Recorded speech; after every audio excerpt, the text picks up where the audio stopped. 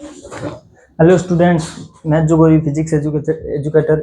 आज अपन बात करेंगे कि गतिज ऊर्जा काइनेटिक एनर्जी क्या होती है। आज अपन सिद्ध करेंगे बच्चों काइनेटिक एनर्जी कार्य के सूत्र से, काइनेटिक एनर्जी कार्य के फॉर्मूले से, काइनेटिक एनर्जी का फॉर्मूला कैसे डिराइव होता है। ठीक है, आज अपन बात करेंगे। ठीक है, ओके। सबसे पहले बात करते हैं बच्चों गतिज ऊर्जा होती क्या है। गतिज ऊर्जा काइनेटिक एनर्जी किसी वस्तु के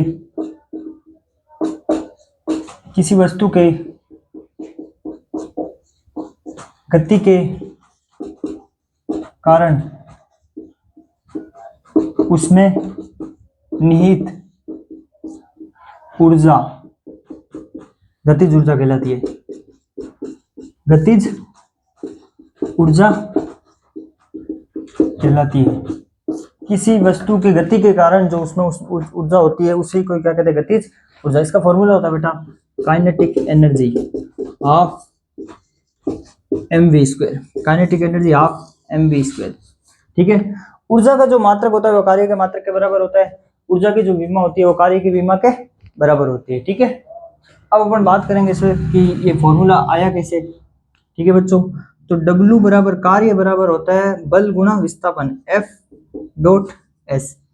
ठीक है, समीकरण 1। बच्चों F बराबर क्या होता है, कल मैंने पढ़ाया था सर, M होता है। ठीक है, ये हो गई समीकरण 2। समीकरण 1 समीकरण 2 में रखने पर तो ये हो गया बेटा आपका MAS। ये होगी आपकी समीकरण 3। न्यूटन की तीसरी समीकरण देखो बच्चों, न्यूटन की तीसरी समीकरण, third equation of Newton, v² बराबर u² प्लस 2as। ठीक है बेटा, ये होता है बेटा प्रारंभिक वेग 0 है, u बराबर 0 है, ये प्रारंभिक वेग है और ये अंतिम वेग है, तो ये हो गया v² बराबर 2as। a की वैल्यू बताओ मेरे को, तो a की वैल्यू हो गई आपकी v² अपॉन 2s। ये जो वैल्यू है a का मान वो इसमें रख दो, a का जो मान है बेटा वो इसमें रख लो। a का मान समीकरण 3 में रखने पर, इक्वेशन 3 में रखने पर। ठीक है, तो देखो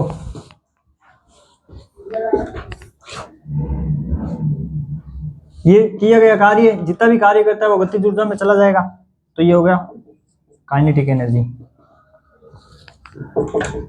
m, a का मान देखो v² अपॉन 2s, गुणा में गया बेटा s, तो ये s से s गया, तो देखो गतिज ऊर्जा का फॉर्मूला आ गया आपका हाफ mv²। देखो v² m और ये 2 ये नीचे देखो।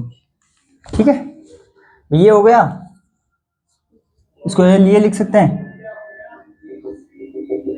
Half mv²। ठीक है बेटा, उतार लो।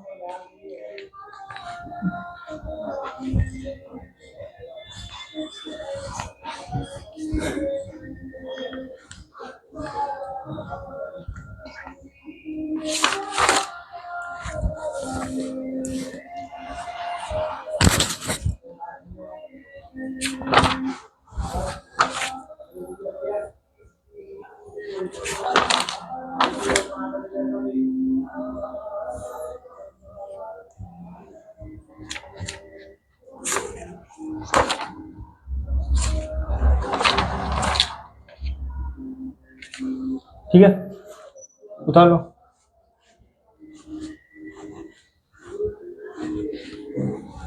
अब अपन बात करेंगे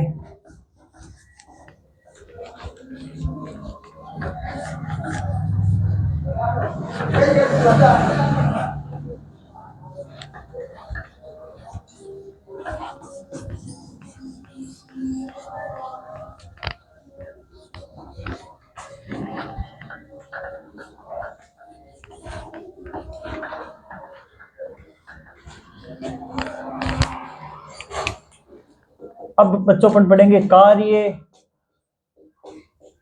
ऊर्जा प्रमेय। कार्य ऊर्जा प्रमेय तो ये होती है बेटा डेल के, ठीक है, के फाइनल माइनस के इनिशियल, के फाइनल माइनस के इनिशियल, ठीक है। इसको अपन लिख सकते हैं बेटा आप हम v final minus v initial का स्क्वायर, ये होता है आपका कार्य पर ऊर्जा प्रमेय। यही कैसे ये बात करेंगे अपन, ठीक है बच्चों। ये होता है आपका F बराबर एम ए, W बराबर एफ एस, तो ये हो गया M A S, M A S से। न्यूटन की थर्ड इक्वेशन से, थर्ड इक्वेशन से देखो v स्क्वायर बराबर u स्क्वायर प्लस 2s, प्रारंभिक वेग जीरो, u आपको क्या लेना पड़ेगा जीरो, प्रारंभिक वेग इनिशियल वेलोसिटी क्या आपकी जीरो मान के चलते हैं, ये जीरो नहीं लेना है यहाँ पर, सॉरी, तो इसकी वैल्यू निकालनी है आपको s की, s का मान निकालना है। तो ये हो गया v square minus u square बराबर बेटा 2 है, ये यहाँ ये जो मान है बच्चों इसमें रख दो, इसको मान लेते हैं समीकरण 1, इसको मान लेते हैं समीकरण 2 है, इसको 2, इसको मान लेते हैं समीकरण 3, इसको मान लेते हैं समीकरण 4। समीकरण 4 का मान, समीकरण 4 का मान समीकरण 3 में रखने पर इक्वेशन 4 पुट इन इक्वेशन 3, जो इसकी वैल्यू है जो समीकरण इक्वेशन 3 में रखने पर, ठीक है। m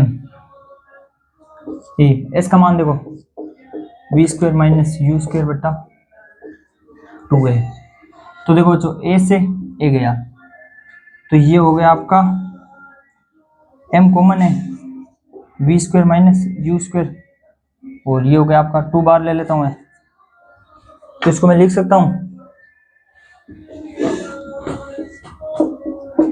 डेल के, भाई w को क्या लिख सकता हूँ डेल के, W को जितना कार्य होता है वो सारा किस में जाता है, ऊर्जा में जाता है, काइनेटिक एनर्जी में। तो देखो half m v square, half m u square, ये आ गया आपका कार्य ऊर्जा प्रमेय, ठीक है बेटा, यहाँ तक के लिए।